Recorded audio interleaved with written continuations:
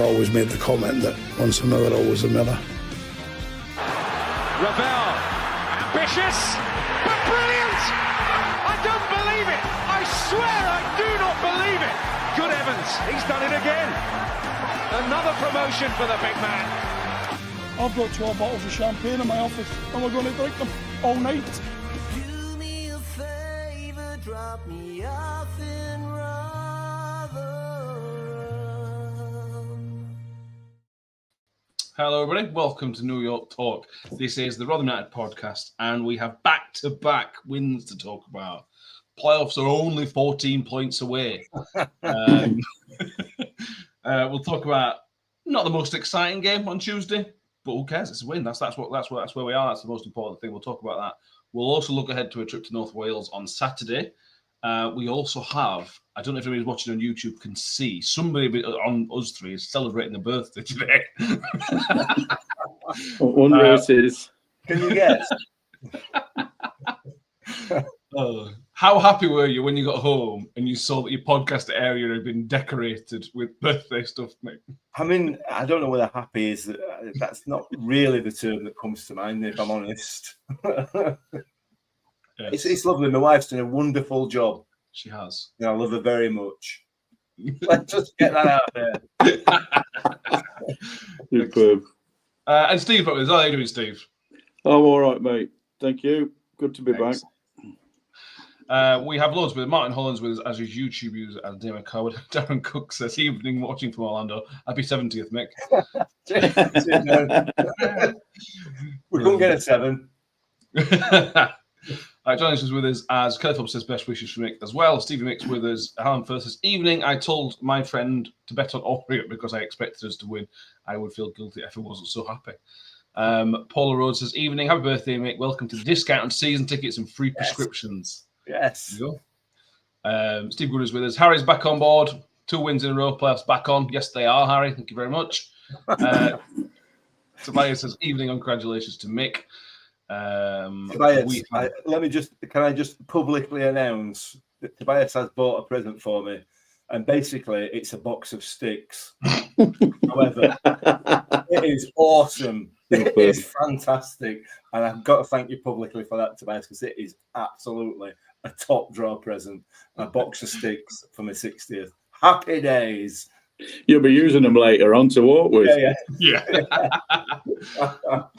So we're going to start with Mick.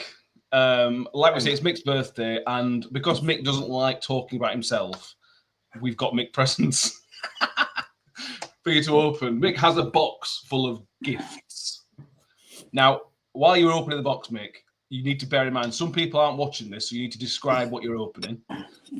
And also the people that are watching will still not maybe understand. So you need to open your box and go through the gifts and tell everybody what you've been gifted for your 60th year and retirement. Yes, thank you very much. It's great audio listening again, obviously. You've not thought this through, Matt, have you? Really? Well, I was hoping after 5 years we've got a bit better at filling time, to be honest with you. I'm not singing. I'm not singing a song. No, we're not singing. No, we're not doing that. We're not doing that. I'm not sure. I'm not trying. Oh, I see what that is. Oh, I'm a bit worried about that to start with.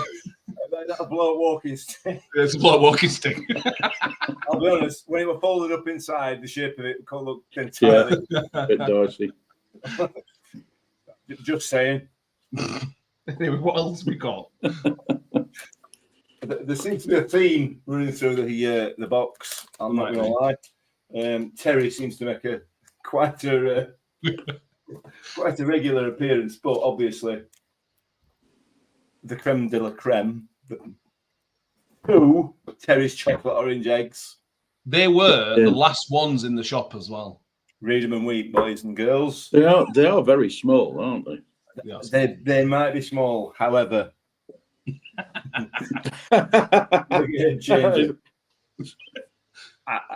An orange. That was. I don't know why we put an orange in there. I'm going to be completely honest with you. My wife's currently sat in the other room watching this, probably laughing because I've got no idea. Should have given him a block of chocolate so he could have made his own. He's got another block of chocolate in there, to be fair. Brilliant. His Toblerone to go with my standard Toblerone and my white chocolate Toblerone that I also got the set from work today. Yeah. Okay, a bag of turd. Which appears to be. Yeah, thanks for that. Well, we'll skip over that. Why? There's quite a lot of stuff in here, isn't there? There's some stuff, yeah. A bus pass holder. Yeah, we bought your bus pass holder. I realise you don't get a bus pass till 65. Yeah. I still ain't got mine. Yes.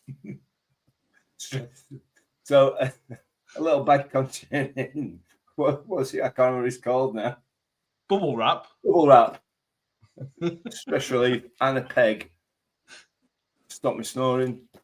Excellent. Can you read that? Old gitterbiotics. Old gitterbiotics. Hence the onset of old gittitis. Old gittitis. Yeah, I'll take them. I can't remember how much is in this box, to be honest with you. Is there any more left? Is there much left? Old age for beginners. I'll have a read of that. There's a theme running through this, isn't there? There's chocolate orange and you old git. Thank you very much. You're all very kind. However, obviously, the Terry's chocolate orange is. It's just keep going, keep looking for people. You'll know. You've had one, you'll know. And luckily for you, you get a cheap season ticket next season. Exactly. I got a letter renewing my direct debit when I turned 60, and I thought they'd made a mistake, forgetting that I was old. I rang the club up and said you wouldn't have charged me, and she says, "No, love, you've just passed 60, so you get it cheap." I'll do the same thing. Very embarrassing. Paul's right.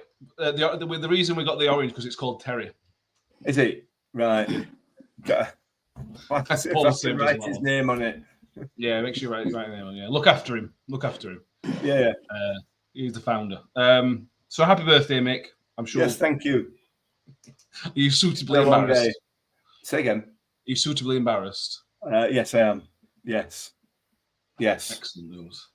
I left work today and I did get a leaving speech from somebody very famous, though, which I was very happy about. Yes. Well, go on, you've got to share it now.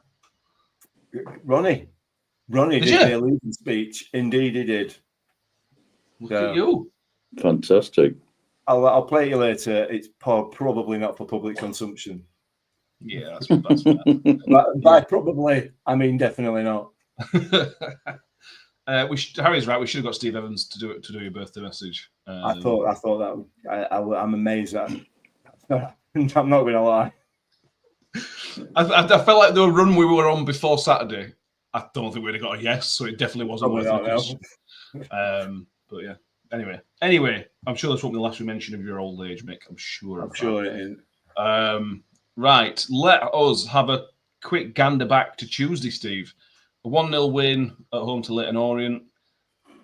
I think we can all agree the first half never happened. Let's just not talk about it. I added it to a list of first halves where I was bored stiff. Yeah. And saying to my brother, why have I bothered driving from Derby? My lad's 7-month pregnant girlfriend decided that she was coming as well. And she said it after 5 minutes. I think she's probably got a better reason. Yeah. But yeah, it was totally uneventful first half.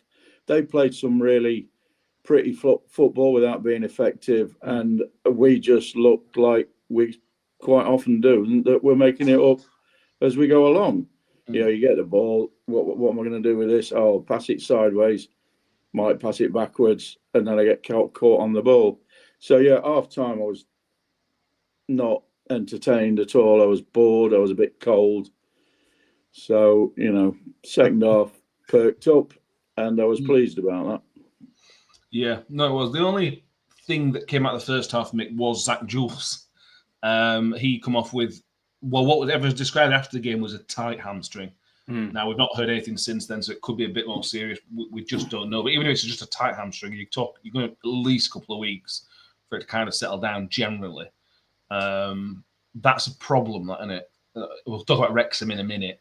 But the fact we've now got two fit centre halves at the club, senior. Well, one of them's as best City midfield, and the other one's as best attacking midfielder. Yeah. I mean, the reality of it is, and we talked about this on the post match. I think, you know, if you assume that Cam Humphreys is a better player, or he's playing currently better in that sitting holding midfield player, we finished that game with one defender on the pitch, and again, if you assume that is going to be about Cam Humphreys, then we're going to start the game on Saturday with one defender if Zach Jones is not fit. Because Hakeem Adofin is not a defender. He does the job extremely well, don't get me wrong, and it's not a criticism of him, but he's not a defender.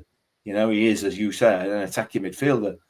Cam Humphreys has been far better, albeit he's not had a great game over the last couple of games. Not had a great time over the last couple of games. He's certainly doing a really, really good job in that holding midfield area. Yes, he can play in central defence, and he did a great job stepping up when Jules went off on Tuesday. Yeah. But, you know, is Rafferty going to be back? May we have two defenders back on Saturday instead of just the one? It's not very good. And like I said again, I don't know whether I said this to you personally or on the post-match, if only there was some sort of system whereby halfway through a season you could perhaps buy some players to strengthen your squad in areas that, you know, in areas that you were a bit short. If that could happen, if maybe we should have a word with EFL or some footballing authorities to allow that, like halfway through, well, maybe just January, you know, sort of January to end of January or whatever, you could bring some more players in and strengthen your squad. It'd be a great idea. Or let some go and not replace them. Yeah. Well, yeah. I mean, nobody would be daft enough to do that, though, Steve, would they? No, they wouldn't. No, not at all. No, nobody would be daft enough just to try and lower the wage bill and hope that nobody gets injured. But I mean, obviously, you could do that, but yeah. Yeah. Who knows? I mean, you look at the right back situation. I mean, the guy played really well, didn't he? But yeah, I thought he played. I thought he was better than Rafferty has been because he's got more mobility about him. But again, he's a midfielder, for crying out loud, isn't he? Yeah. So you're ending up with, you know, square pegs, round holes, unbalanced team, and a lack of players on the bench to come on. Yeah. It's the Evans way. It wasn't like this last time, but it wasn't like that time. Harry says Hacks is actually a right back, guys. Come on, straight. You should know that. Sorry, natural right back. Signed him as a right back, didn't we? Scott Kent says Cam drops back for Jules and Kelly in if he's fit enough. Mike Mill says wrong assumption. Mick went on form. Cam is accomplished in either position and he's on form, so not worried in that respect. He was very, very good actually when he stepped back into defence. To be fair, very, very, very good. Right, let's have a quick chat on McWilliams. Adam Firth says in the first half I decided to be productive because of how boring the game was and work out how many games we'd won and lost without McWilliams. We've won 11 games from 14 when he's played, and 6 wins from 29 when he hasn't played a game. Now, this is really a guy. We could go back and look at the date, but it was probably October, November time. When January was getting close, we were kind of saying, well, McWilliams is definitely going to leave in January. And then the 1st of January comes back in and is a little bit of a revelation. And he was excellent right back. I still think he's wasted there. But he was very, very good. And he's, again, something we're already looking next season, kind of. He's something to build on for next season for me, McWilliams. I've really taken to him last, 3 months now? 2 months. Yeah. Have we won 17 games this season? I was just about to say, is that including cups as well? Right. Okay, fair enough, yeah. I was going to say, we haven't won 17 games. We'd be in the playoffs. Yeah. It's a fair start. If that's right, it's a fair start, isn't it? You know, and he's not starting, by the way, not sub. Sorry, that's where he started. Yeah. I mean, he did a really good job. He slotted in perfectly in that position. It was like he took maybe 10 minutes to sort of settle into him and get his bearings, if you like. But again, he was very accomplished. Like Matt, it's the word that Mike used about Cam earlier on. You know, he was very accomplished in that position, and whether he will be a replacement for Rafferty or a regular starter there, I suspect not, because a little bit like Colin Bramall, his pace kind of got him out of any issues that he got himself into, because his positioning weren't great on a couple of occasions. But he's a good player, isn't he? There's no doubt about it. And we covered this on the post match. I think one of the reasons people like him and I like him and you do as well is that he is very much a Rotherham United kind of player. You know, technically, yeah, he's limited. Technically, he's limited, but he is blood and thunder, isn't he? You know, he's blood and guts. He will give everything for the cause, and that's what you want to see. And yeah, I'm not saying he's a bad player when I talk about him, you know, being technically limited, but he's a League One player in that sense. But he'll run his blood to water, and that's what you want to see. Fantastic. And one of the ones that summed him up the other night, and it kind of sums up what I'm trying to say, was, you know, he's intercepted a pass across to one of their wingers with his pace, and he's run the full length of the pitch, beating a couple of players. And then when he's got to business end, he's kind of tripped over his shoelaces. That's the kind of Rotherham United player that we all love. And yeah, I like him. I like him a lot. Yeah, I agree. Completely agree. What we got here? Steve Cocken says Rotherham is he is a Rotherham type player. Yeah. So you're not scared to get stuck in. Wears his heart on his sleeve. He's a red card waiting to happen. But I don't mind that sometimes. Stephen really likes McWilliams. Somebody said he was man of the match. John Davis thought McWilliams was man of the match on Tuesday. That would have been fair. He certainly wasn't Lewis Sibley, which we'll come on to. Tobias in the comments says the game yesterday was like watching paint dry. Yes, it was, Tobias. When you're there, it's cold as well. Let's move on. Let's talk about the goal, Steve, before we kind of talk about any other performances. The goal comes from a corner, which the set pieces were much better on Saturday with this little moving off that Wilks does to Powell. Who are you giving the goal to? Sibley own goal or Nombe? It's a bit difficult to see, but I think it's probably an own goal. Yeah. There's about 4 angles that have been on Twitter or wherever I've managed to see it. But to be quite honest, I don't care. It'd be nice for one of our lads to get it, but he went in the net, and that was the right time to score, because we'd come out the second half looking energised. Let's say they've probably been on the end of a bit of a stiffener from Mr. Evans, and I'm pleased. I think you mentioned it on the aftermatch, Mick, that we've actually started using that corner again. And I think we used it 4 times or 5 times on Tuesday. And each time, apart from probably one, it caused them some grief. I mean, it came from there. And I think we should, I know people might work it out, but I think we should continue to use it, because if he gets it right with his left foot, because he can do it, his problem is inconsistency. And you've got somebody on the back post as well. I mean, like that one, it dropped for Sibley to hit, and it ended up in the net, whichever way it did, and we won the game out of it. I thought this is going to be quite controversial. I actually understand, and I don't know whether you're coming onto this. Are you the man of the match thing? Or shall I leave it, or shall I mention it? No, go for it. Yeah, go for it. I actually wasn't surprised when they said it.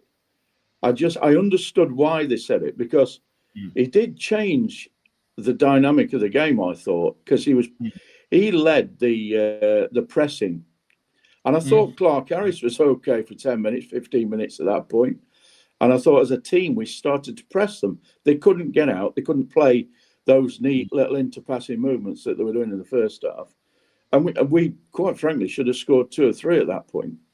And I thought Sibley sparked it. So when they said man of the match Sibley, I thought, all right, I can understand that. I wouldn't probably agree with it. I agree with you guys that it was McWilliams. And I actually would like to mention Clark Harris. He's not mobile, but I thought he contributed in quite a few ways. I mean, on Saturday, he was winning a lot of headers. which he wasn't doing early on in the season. And this, particularly in the second half, I think he managed to. He gave him a bit of a time because he's just strong, isn't he? He's an immovable object. So, yeah. Yeah, I thought Tuesday was one of Clark Harris's better performances. Maybe he's getting more fit. Maybe Evans is right. I don't know. Well, it's a stone he's lost, isn't it? Will you say 6 kilos? That's 6 kilos. Just under a stone, I think. Mm-hmm. Yeah. Let's see. Mick, Scott Kent, sorry, Nombe, think if the goal this is, thinks he clipped him. Original thought was Nombe looked like Sibley from Terry Fimber. Where we were, everybody thought it was Nombe. And we'd all like to see it given to Nombe because it gets him, I think I'll take him to double digits for the league, I think. I need to check that. But it's been a staple of Steve Evans' career where you're good at set pieces. And I think maybe that's hurt the team, maybe it hurt our season that Joe Powell's set piece from a standstill have been so poor. We've never been able to use that because when they are good, when they're okay, not even brilliant, when they're okay, those set pieces, they're a constant. We should have scored another one. We were cleared offline from Orient as well. So it's important to get this right. And I mean, it's madness that we haven't got it right. We saw it in March, but it's important, and it feels like we are in the right direction, hopefully. Yeah, it's too late, isn't it? Like you say, I mean, you're absolutely right. It's miles too late, and remains inexcusable that we're still having this conversation in March, as far as I'm concerned. Given that, anyway, that it is what it is. I've got no else to add to that. I genuinely haven't. It just feels really difficult that we're now in March and we're having to dig for something to compliment them about. We're having to think, we could compliment about this, or we're in March, for crying out loud. I do find it difficult. We have to hang on to little spells of play where you think, oh, this is a bit better. Yeah. Whereas in a couple of years ago or 3 years ago, when we're doing well, if we played like that, you just wouldn't have believed it. We just don't look as though half the time we know where to pass the ball.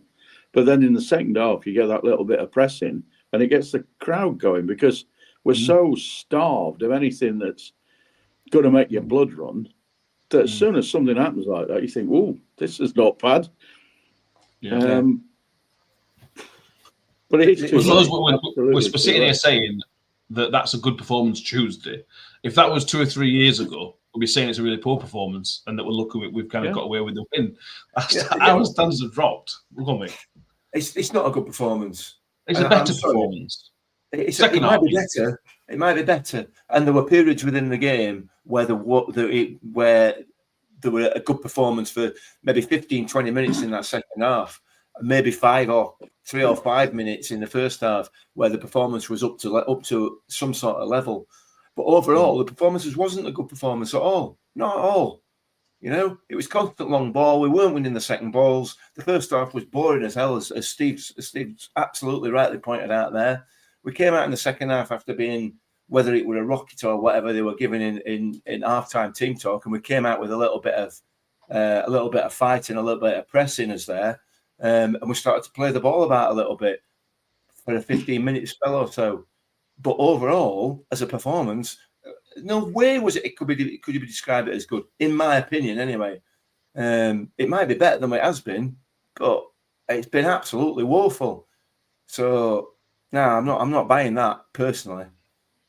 Okay, sorry. Fair enough. It's all relative. Well, that's exactly the point, Steve. Yeah, it is relative, and you're right. Relative to some of the performances we've had this season, it was good. Yeah. Overall, in general, in my view, it was garbage. I think it's one of those. If that was September, we'd be saying that's a step in the right direction. They're a good team. The step forward. It's March, and it is a step forward. It is progress, but it's March. Those step forwards and progress should have been September, October time. It's only progress if you build on it. If you go back and do the same thing again next game at Wrexham on Saturday or the following game, and we go back to just hooping it long and don't get anything out of the game, then it's not progress, is it? It can't possibly be progress when we're playing the same system in inverted commas, because I'm still not sure what that system is. We're still playing the same setup as we played back in August, and we string 2 or 3 wins together. If we've done that twice this season, I'll be amazed. And we're in March. We're as mid-table as we possibly could be, and we spend the vast majority of these podcasts and conversations we have with other people talking about how crap the games are, how boring they are. We can't get fans off the seat, and we can't get fans to turn up. Well, exactly. Yeah, it looked a bit empty, didn't it?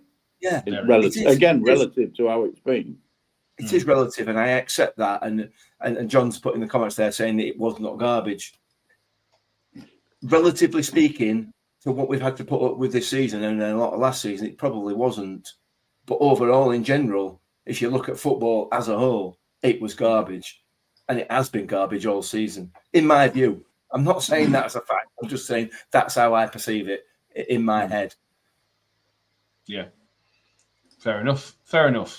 Unless they all turning 60s chilled out of it, though. I like that. Yeah. I'm a lot calmer now. Let's talk about Sam Nombe, Steve, because I think he'll probably get the goal. I think they'll find an angle which makes it look. So I think he'll probably get the goal, which will make it 3-2. He's finally getting his deserved, and he should have had an assist. That ball through to Louis Silva, which got stuck under his feet, that should have gone through to him. That's really, really unlucky. But Nombe, I feel like Nombe has stepped up. I think him and McWilliams are the kind of two that I'm saying at the minute, right? They are basically consistent. I can rely on McWilliams. I can rely on Nombe. There's shoots of players finally consistently playing. And Nombe, for me, is getting his rewards for his work rate as well. He is. I mean, he works as hard as any of our players. We've known that. He's just, again, like Mick said about McWilliams, is technically, I don't think Nombe's a £1 million player. No. But I kind of reserve judgment on the goal scoring bit, because I don't think he's played in a team since he's been here that creates proper chances. But yeah, I'd love him to get that goal, frankly. And he's what would he be on? 9? Is it 8 or 9 now? Which is not bad. I'll check now. Yeah, but he is starting to improve. His movements a bit better, and he's given the defenders something to think about, which I liked the other day. I mean, he drags them wide a little bit, then pulls him back in. I just wish his touch was a little better, but that ball through to Sibley was brilliant. I agree with you, and it's just unfortunate Sibley got it stuck under his feet, because it would have been interesting if he'd have put that in. That would have been excellent. I mean, again, it's an excellent win against a good side. I can see why they are where they are, but I was kind of disappointed in their attackers, because, funnily enough, I usually worry about us conceding goals, but on Tuesday it was the one thing I wasn't that worried about, because they didn't really create anything. Kellum up where we were in the first half didn't look very sharp. In the second half, they had that one chance that they chucked over the bar. And I wasn't that worried, bizarrely. I would have loved Nombe or Sibley to stuck another one in, just to make me feel a bit easier. Be comfortable. Yeah, they were all style and no substance, aren't they? Yeah. All style, no substance. They did a load of lovely stuff, but... Yeah.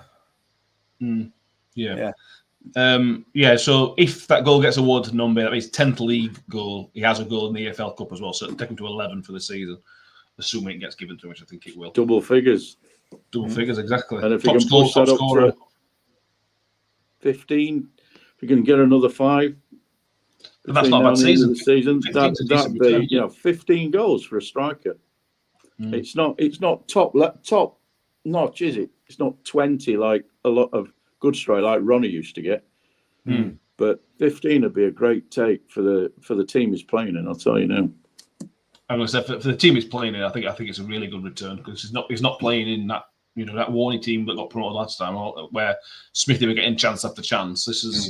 These chances are hard to come by in this team. I know. They're few and far between, aren't they? Yeah. Mick, he's doing the work of a lot of players at the minute. I know Clark Harris did have a better game, but Nombe is doing a lot of the work for everybody else. We'll touch on, trying to be too negative, but let's touch on Malik Wilks briefly, because his performance felt like it was pretty brief as well. I like Malik Wilks, and I'm willing to give him the benefit of the doubt, and I'm willing to give him time and everything else. But it's just frustrating. It was really, really, really poor against Bristol Rovers, and it was really, really, really poor against Leyton Orient. And I know he might well turn up on Saturday, and he may well win us the game against Wrexham because he's got the quality to do it. But my God, it's frustrating to watch when he plays like that, isn't he? Yeah, he is frustrating.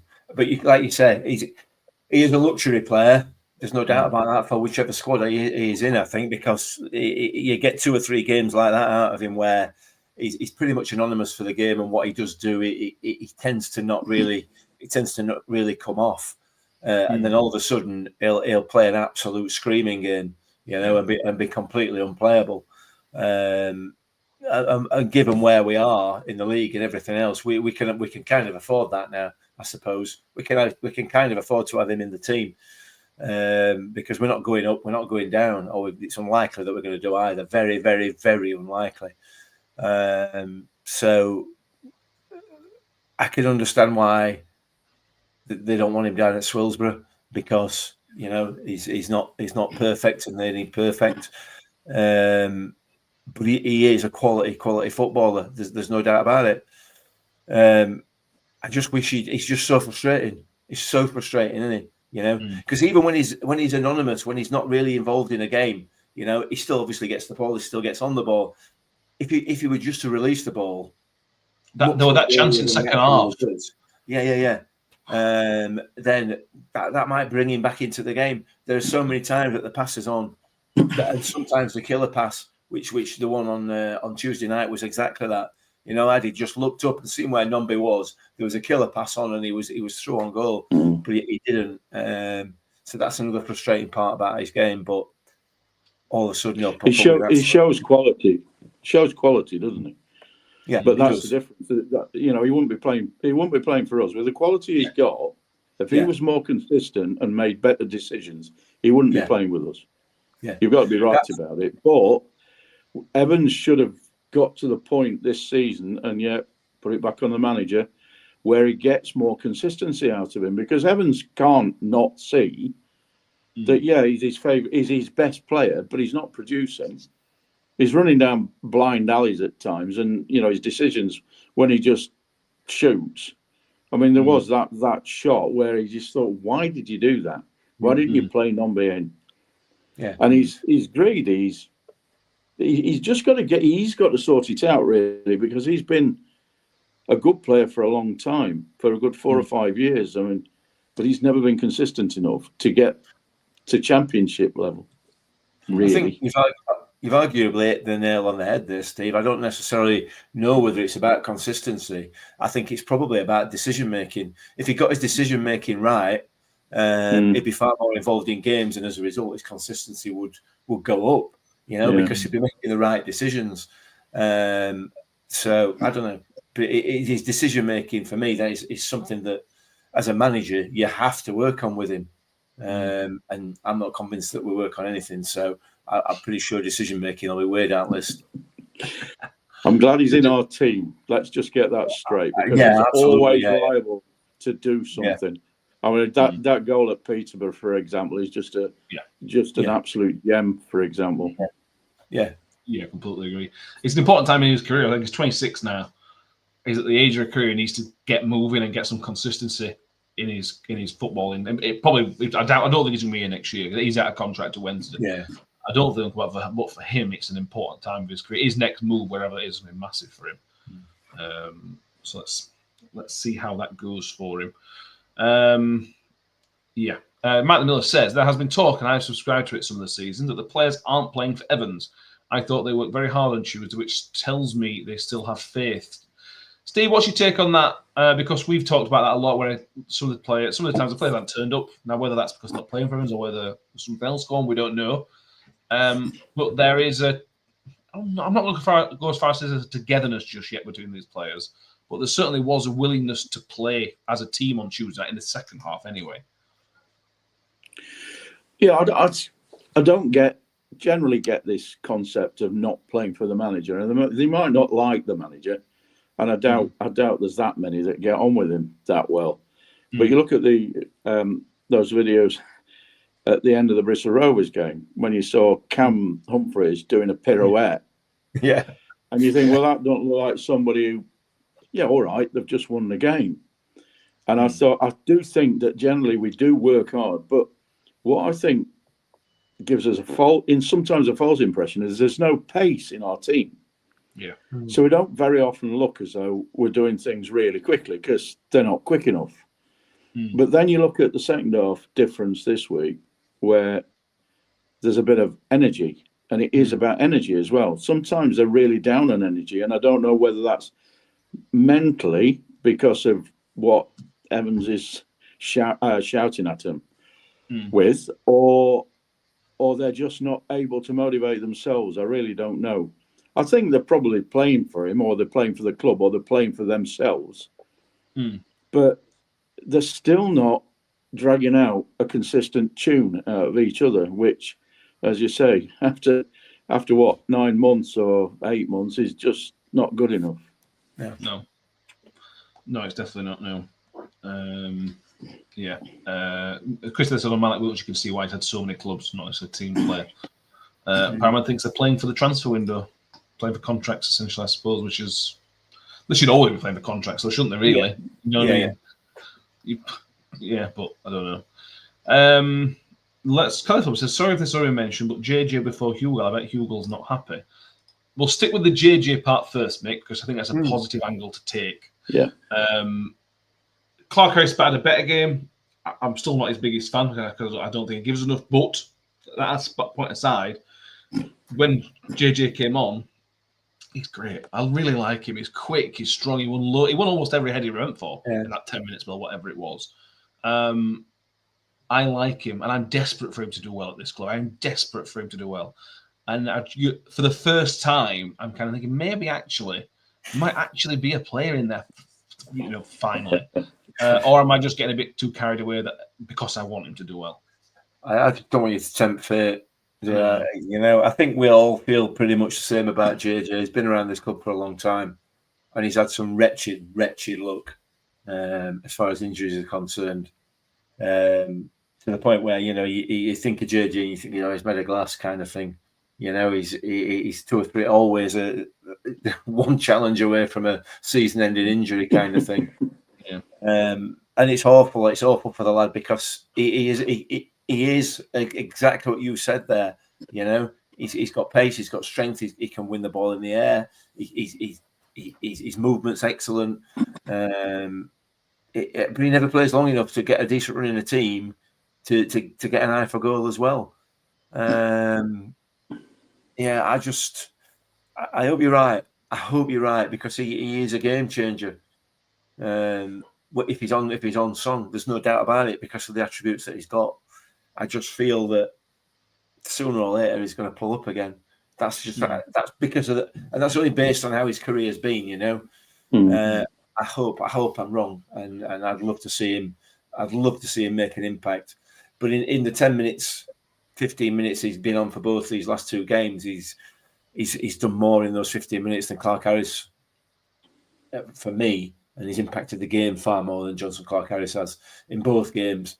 He got the assist for the winner on Saturday at Bristol, and arguably, he won some headers, like you said, on Tuesday night from some of the daft long balls, but he was able to keep the ball as well.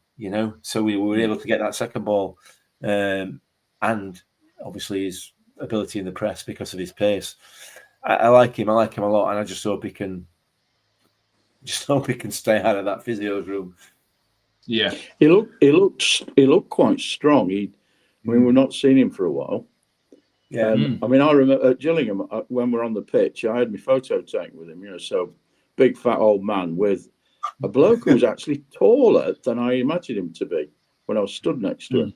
Yeah. So he looks as though he's filled a bit, and hopefully what they've been doing with him will protect him from injury. But I've got the same concerns as you, Mick. But even having just seen him and this again is how desperate we are, I'd actually offer him a year.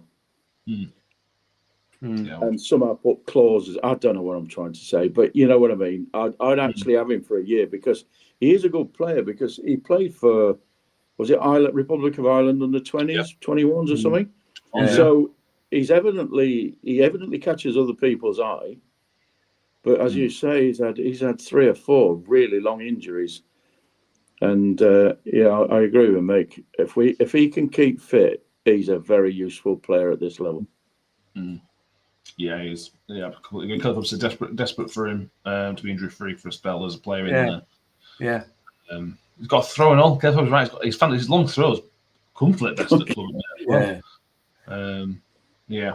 Let's hope. On the other side of that comment we had from Kenneth Bobbs is the Hugill side of the situation, Steve, because he missed that one chance against Barnsley, which we'll all admit was a sitter. Other than that, he hasn't done anything wrong since he came back into the team, and now he's back to being 5th choice striker at the minute. I feel like he's been hard done by. I heard you describe it when I was watching that night. Yeah, Sunday night. I thought it was a bit harsh, actually. It was a bit of a difficult sitter, if you can ever have a difficult sitter, because it spun up at him and it ended up kind of hip high. But yeah, it's not great that Mr. Evans, on the face of it, punishes somebody for missing. So he did it with Cam Humphries, didn't he, in the autumn when he lost his man and then missed a chance and what have you, and then suddenly he's not in the team. And I think Hugo's actually been a little unlucky because he played well for 2 or 3 games, and then all of a sudden he's out of it. So I don't know how Hugo's feeling. He's got another year, hasn't he, after this year? Yeah. So I mean, he's a very expensive bloke to naff off, unless we pay his contract off. If he hasn't got a future here, but he should have a future here because he should be a decent player for this level. But he's not shown it very often. But there again, he's not been given that much of a chance. No. And he's only a 50-50 call at Reading away from getting his goal, which would have been massive for him probably. Absolutely, yeah. But Scott Kent thinks he's showing him the door. Possibly. I think Steve Evans wanted rid last summer. I think for me, it's very clear he wanted rid of John Hugill last summer. I don't think, and Andy wanted to get rid of him in January, I think, and nobody would take him. And he was forced into playing him because of Clark Harris and Wilks not being fit. He was forced into playing him, and he played better than I think Evans was expecting. He then missed the chance, which gave an opportunity to take him back out of the team and put Johnson Clark Harris back in. But don't know. It's frustrating because I do like when John Hugill's fit and on it. He's a good player, really, really good player. Yeah, better than Clark Harris. But there we are. He's not in the same league. No. When he's on it. No. Well, what do we know? We're not professionals. Is there anybody else you want to mention from? Second, Steve. We know nothing now. We've gone over 60. It's all fallen out of our eyes. Yeah. Yeah.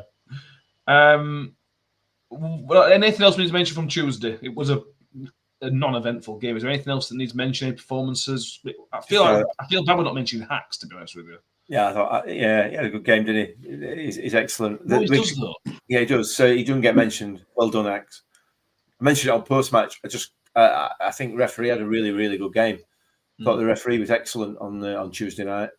I think if anything, and again I said this on post-match, he maybe favoured us a couple of times with some decisions, but I thought he was consistent in what he let go all over the pitch, and he did let quite a few things go. I'm happy with that. If he's going to do it every time, and he did, I thought he was really, really good, really good. So for me, a shout out for ref. Didn't notice him. Yeah. Well, that's not a bad thing, is it?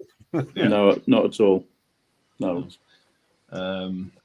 Right, on Hacks, Scott Kent says, what's your take on the last part of Douglas' interview, which basically says Cam and Hacks are leaving for free, which plays into Josh Castle saying McWilliams and Hacks were incredible.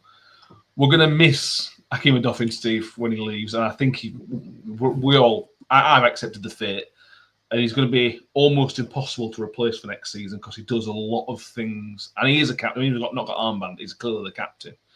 And that's going to be a real shame that he's going to leave for naught and all.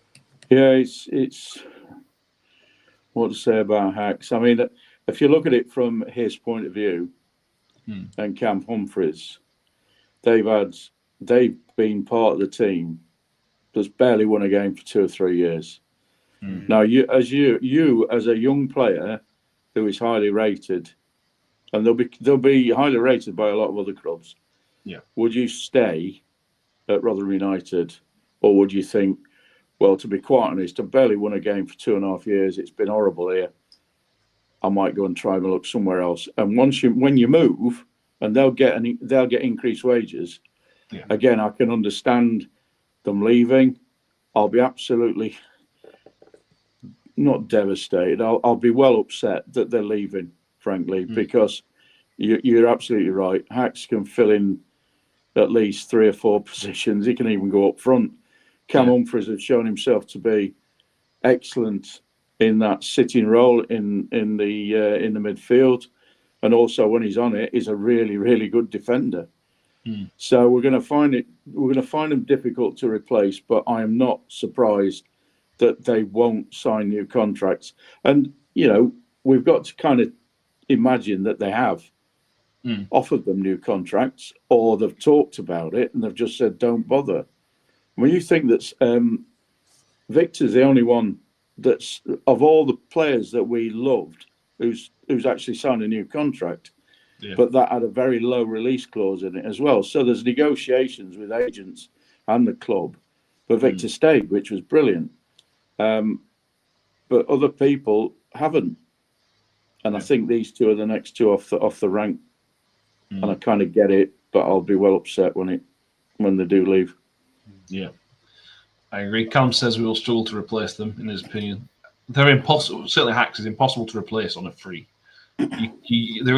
I can't imagine there's an Adolphin getting released by somebody at the end of the season. I just can't see. Although Zach Jules was a free, so maybe I'm wrong. But yeah, it was at the end of the game, Mick, as well, when Hacks came over initially, just because he's the only one that always goes round. Not every player does. But he clapped it around in front of the family stand. He went away and then came back just to high five some kids. Yeah, and then just plug it up again. Yeah, I'm going to miss Hacks. Very much so. He's a gentleman, and him and Cam are both probably, I think, arguably the only throwbacks to the Paul Warne era. I think. Probably. I mean, again, where you look at where they plucked them from. I mean, I'd never heard of Cam Humphreys. Yeah. No. And suddenly he appears, doesn't he? And I'd never heard of a Dolphin, and they got him from Hamilton. So evidently our scouting network did work. It's just that that was again part of the identifying young players that need a chance. Yeah. Yet we've kind of changed that strategy now, and they're trying to get more experienced players. That frankly, I'd go back to the other way of doing it. We need some young, hungry, fast players. Yeah. Well, Paul Douglas in the article from with Paul Davis that they are trying. He thinks they need to find a midway path between the Paul Warne way and the Steve Evans way. Why did they do that last summer? I don't know. What midway path is that? I don't know. To be honest with you. That's actually gobbledygook, frankly. Yes. But anyway, I don't have anything more to say, Your Honour. Do you want anything to say, Mick? I need to read that because that just sounds absolute garbage. Okay. It just sounds a complete garbage. Do you know why it sounds garbage? It's because you're asking a bloke who I don't think is involved in that side of things. We don't ask him then. Why? He's the only person that been sent out by a club. He's got to say something. He's been sent out by a club to say something. Do we really think that Paul Douglas is involved in identifying players? Exactly. So why ask him? Because nobody else at club will talk. Well, does he know what's happening with pies? Probably not. Exactly. Why would it? Does he know when grass is getting cut? Talking of pies, was your pie cold on Tuesday? I usually create it, mate, so I don't bother. Yeah, apparently all the pies were cold. The lad had one, he had to take it back. Yeah. God. Yeah. I'm surprised there weren't more people getting food poisoning. Yeah. That's Rotherham United at the minute, sadly. We should mention Dylan Phillips. Josh Caswell says, is Phillips taking lessons from Vic? There was a save in the first half that deserves a mention because he was on the floor basically, and he managed to get back up and save that. So that does deserve a mention. I think Phillips was going about his job quite quietly at the minute, and I'm perfectly happy with that. But yeah. Right. Anything else? Finally on No, not Shrewsbury. Leyton Orient. I'm now fascinated by what Josh has put here about the missile statement that the club's released. Is that just a spelling mistake, or are we in real trouble here? Yeah. Well, do you know why they were going to a hotel? Is it? Yeah. It's not a hotel anymore. What kind of missile is it? An Exocet? Come on, Josh, let us know. No, it's to do with the club put a statement out. They banned somebody for something, and I can't remember what it was, from the Shrewsbury game. I think somebody throwing a missile. Throwing a missile. Yeah, not a missile. Yeah. It's a bottle. It might have been full. It might have been empty, but it's still a projectile. There you go. Exactly. No, I saw the statement. I didn't even know it was a thing before it came out. So I don't. If somebody's throwing something on the pitch, you're asking for trouble. That's that. You know the rules. Yeah. There we go. There we go. I've seen a couple of things on Twitter where people think it's Rotherham becoming woke. Yeah. Still don't know what woke means, frankly. But somebody chucks a bottle on the pitch, you're going to get chucked out if you get identified. Yeah. So don't do it. Don't be stupid and start moaning afterwards. Exactly. God almighty. You know the rules. If you're going to break them, you're going to get the consequences, probably. As we all find out in certain circumstances of life. Right, moving forward to Wrexham. I'll do a ref watch first of all. Referees Jeremy Simpson. He has refed us a lot. He's refed us more than any other club he's ever refed before, 22 times. Jeremy Simpson. I've gone through the list and I can't see anything controversial. Okay. So to ref us 22 times and I can't remember anything controversial is quite good. So hopefully he's a good ref. I don't know. Let's see what happened. I think the last time he refereed us was the Huddersfield game last season at their place where we lost 2-0. So there was the only moment of controversial, and that was Cohen Bramall went down injured and the game wasn't stopped or he didn't get a free kick. I can't remember. That's the only time through the list I can find there's been anything controversial. So I think for me that's a good sign. But anyway, Wrexham Saturday afternoon, Mick, trip to North Wales. They are third. They've just come away from Huddersfield. I'm got an away win at Huddersfield, which is not hard at the minute. It's going to be tough. It's going to be ugly. It's going to be gritty. But whoever loses will come out of I suspect will come out of that game on Saturday going, I can't believe we've lost that game. I think it'll be one of those, like it was at New York Stadium earlier in the season.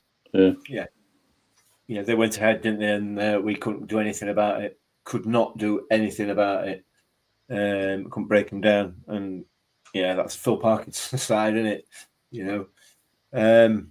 I am not looking. To be fair, I don't know whether I'm even going to get in because I think I'm banned from North Wales after my comments on Wrexham post match.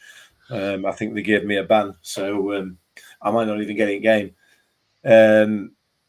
It's going to be a dour, I would suspect. Neither team are really play expansive open football, do they? It's going to be cagey, potentially quite a lot of long ball work. Maybe we can get something out of the game. I don't know, but I don't think it's going to be a thriller. I hope I'm wrong. But I agree. I just can't see it, to be honest. Well, being a part-timer, I'm not turning up either, so we'll probably win 3-0. Yeah. We did win our last visit there. I think it was 2007. We won 1 or 2-0. Can't remember now. We certainly won last time. But yeah, there's a few subplots. Scott Kenson on Wrexham Rathbone can't stop scoring. Matt with a few quid in him scoring. Seb Revan is also a regular starter for them now as well. I spoke to the Racecourse Ramble for the Scout Report. That'll be out later on tonight. If you want to hear a bit more about Wrexham and their season, they are all changed from last time we played them. Last time we played them, Paul Mullin scored and Ollie Palmer, I think, played their 7th and 8th choice striker now. So you've got Jay Rodriguez, who starts for them, along with Sam Smith, who they just paid £2 million for in January from Reading. What's your thoughts on this one, Steve? It's when you're playing in the top 3 or 4, it's going to be a tough game. But you could go 3 in a row. Bangor could go back-to-back away wins for the first time in 3 years as well. So I don't know. What are you thinking? I think we've got to think that way. We've got. I know it sounds daft, really, considering how we have been playing for most of the season. We've got to go there, knowing that we've won 2 games on the trot, and try for a third. I mean, try not to be scared of Sam Smith, £2 million, Jay Rodriguez, ex-Burnley, and whoever else they've got. And Ollie, they're starting to fall in love with him. So, you know, we all know Ollie, and we miss him like crazy, frankly, in our midfield. And Seb Revan, I really liked him last season. He was a shining light. And it's such a shame that, you know, he's not with us now, because he would have made a difference, really. What's going to happen? I think Mick's absolutely right. It's going to be a bit of a battle, because I don't think we're not going to let them play, or try not to let them play. It's whether we can, when we get the ball, that we can actually create enough quality to threaten them. I mean, I seem to remember at New York in whenever it was October time, it was one of our better performances, but we just didn't have any. We didn't have anything up front really that was going to threaten them. So for 89 minutes, we just played some decent stuff, but couldn't score. So I'm optimistic. It's Saturday. It's game day. We've got another game there that we can win, and let's make it 3 on the trot. It would be brilliant if we could. Crikey.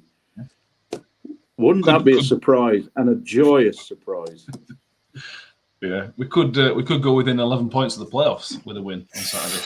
Ooh. And then we've only got Exeter next week, or a terrible run of form. We could have, 4 wins in a row. It could be, it's not going to happen. I think we need 12 wins on a row, actually, before we get anywhere near getting excited about. I mean, what would we do in the playoffs? We'd fill our pants and probably lose home and away, and then think, well, it was all right. Yeah, you're probably right.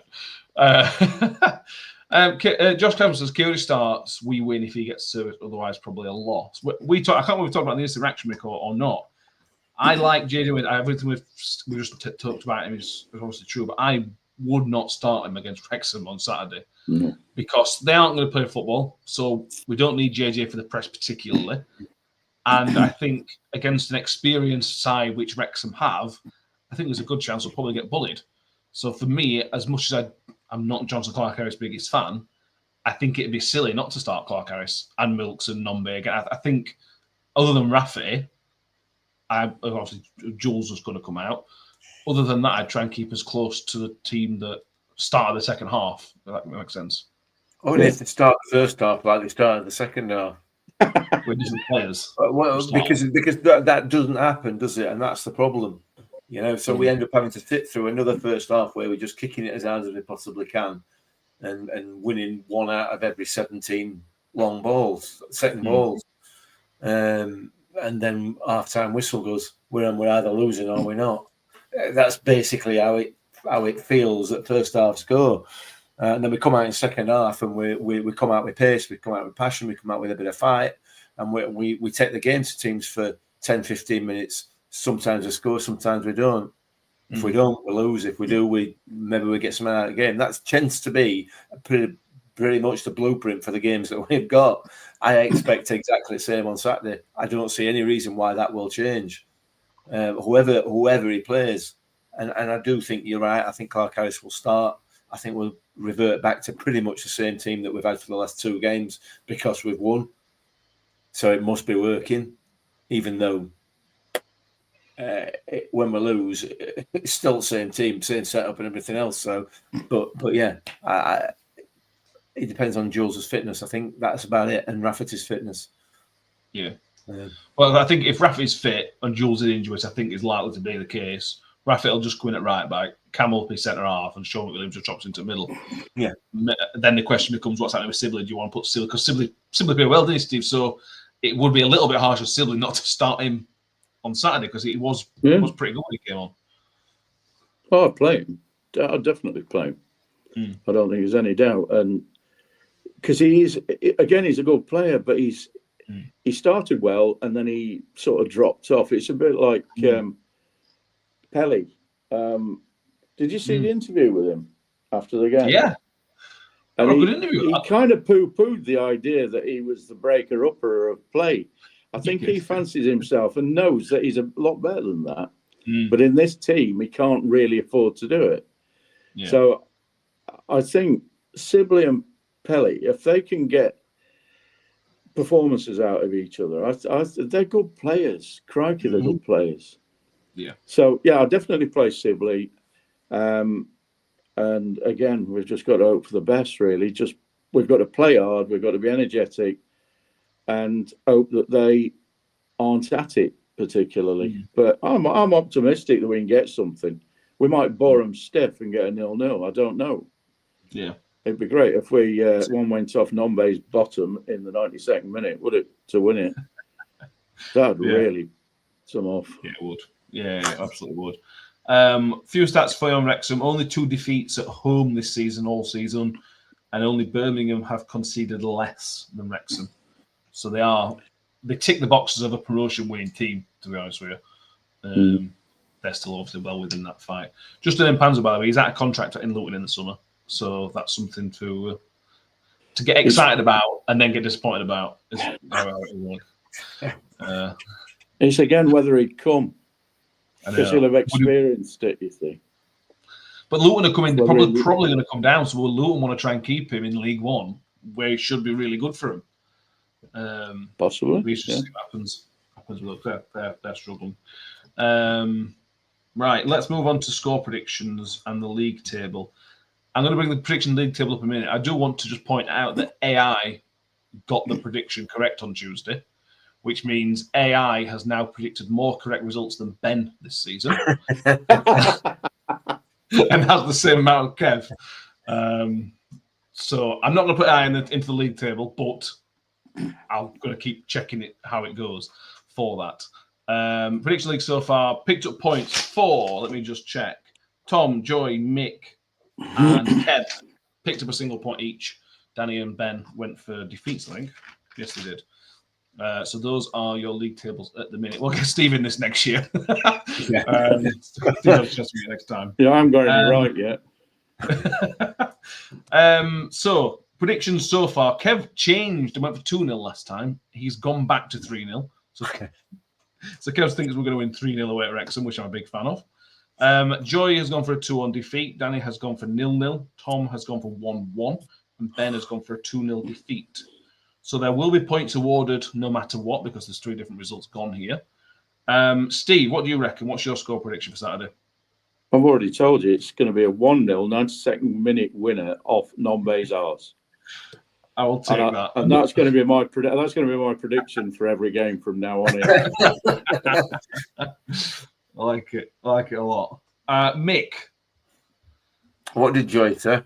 I've got to start playing this tactically now. I'm not going to tell you. Otherwise, I'm going to start bringing some rules in where you can't all go for the same score. I wanted to go for 1-1, but I'm not going to. I'm going to stick my neck on the line, and I'm going to say it's going to be 2-1 to us. We're going to get 3 wins on the trot. Yeah. But wouldn't it be football to get to? You've gone all these years without back-to-back away wins, and you do it away at the promotion chasers. We'll get 4 wins on bounce, and then we'll be garbage again for the rest of the season till the end. Makes sense. But let's just work it next game. We'll put next game first. I'm going to do 2-1 Rotherham. Cool. You shouldn't be so negative, Mick. You keep getting criticised for being negative. Well, that's not a negative. That's not a negative prediction, is it? But unless you're a Wrexham fan, then it's negative. But the second part was pretty negative. You get criticised for being negative when you're not being negative. Work that one out. Paul Road 0-0, optimistic 0-0. Martin Holland says 1-1. Harry says 2-0 to Wrexham. Palmer says 1-0 to Wrexham. Terry Femby says 2-0 to us. Josh Gassel says 1-0 to Rotherham. Head says comfortable 1-0 for Wrexham. Playing Rathbone, Screamer and Brown assist. YouTube says 1-2 to us. Scrappy game. 2-1 to Wrexham, says Mike the Miller. Callum says 0-1, penalty straight after half time. Steve Mick says bugger it 1-0 to the Miller. Scott Kent says 1-1. Scott Kent says, who are the enemies on 13 points? Now, those are the opposition. So the guys that come on the scouting report, that's how many points I suppose the opposition have, which again is more than Ben. and almost as many as Kev, with a different person doing it every week. But yeah, Rotherham might be not playing for anything, but that title race for the British League is wide open. I will get AI's prediction as well over the next few days and see if that can challenge between now and the end of the season. There was something I was going to mention. I completely forgot what it was now, but it's gone. Anything else we need to mention? There was one. I forgot. No, not that I can think of. Don't think so. Oh, so next week, obviously, Bolton game's been postponed. So that was scheduled for the 22nd. So on the week of the 22nd, obviously, with no games to preview or review. So we're going to do a mailbag episode on probably the Thursday. So you can get your questions sent in. Send them on direct message on Twitter or Facebook, or just email us RUFC_pod. On the Sunday, which will be on the 23rd, something like that, we are going to get. We said we were going to have Holly Hunt, the author of the book about the Neil Warnock and the Greatest of Great Escapes. She's now going to come on during the international break, so we can actually have a. Because if we had talked about it tonight, we'd have rushed it through and everything else. It's a great book, and we want to talk about that particular time because it's bloody brilliant that time. Under Warnock. So we want to have a proper conversation about that. We're also going to do kind of the second half of the episode is going to be a fan show. So we're going to do the kind of phone-in section of that. So if you want to have your say on Rotherham United, you can have that in a couple of weeks' time. If you're able to have a conversation without calling people's names, then that's the show for you to come on and talk to us. Give us your opinion. I struggle with that, I'm not going to lie. You haven't called me any names yet. Not allowed yet. Yeah, fair enough. Charity match, we should mention. Scott Kent says, get down to Millmore Sunday, Rotherham Hospice. That's from the King Park away days, guys that are sorting that out. Ronnie and Brex are there managing one of the dugouts each. So if you're not doing it on Sunday, you can go see the old girl with football played at it this time as well. Coming lovely this weekend as well, so there's no excuse not to go sit in the sun at Millmore watching football again. No. So if you aren't doing anything, get down there. I think that's it. Like the scout report will be out later on tonight. So if you go make a drink and come back, it'll probably be out where you can listen to Matt from the Racecourse Ramble to tell us how good Ollie's doing, Revan's doing, a few other bits on Wrexham, which has to be out very, very shortly. If you haven't done so already, make sure you've subscribed and give this video a thumbs up as well. We would appreciate that very much. We will be back on Sunday evening, which will be a review of the Wrexham game and a free midweek next week. So just a review to do, which is nice. If you're listening on iTunes or Spotify, make sure you've given us a 5-star rating and a subscribe or follow or whatever it allows you to do, dependent on your provider. Thank you very much, Steve. It's been a pleasure having you back, mate. Thank you very much for having me. And Mick, how are you going to celebrate the rest of your 60th birthday? Probably go to bed, mate. I'm a very old man now and I'm very tired. I've been up a long time. You sound pretty tired. Yeah. Fair enough. Do you need me to press buttons for you? Yes, if you don't mind, that'd be lovely, because otherwise I'll press them and then I'll bring us all back on again. We've done that before. Anyway, thank you all for watching. We will see everyone next time. And as always, hope the Millers. Hope the Millers. Hope the Millers. I think I always made the comment that once a Miller, always a Miller. Ravel, ambitious, but brilliant! I don't believe it! I swear I do not believe it! Good Evans, he's done it again! Another promotion for the big man. I've got 12 bottles of champagne in my office and we're going to drink them all night. Do me a favor, drop me off.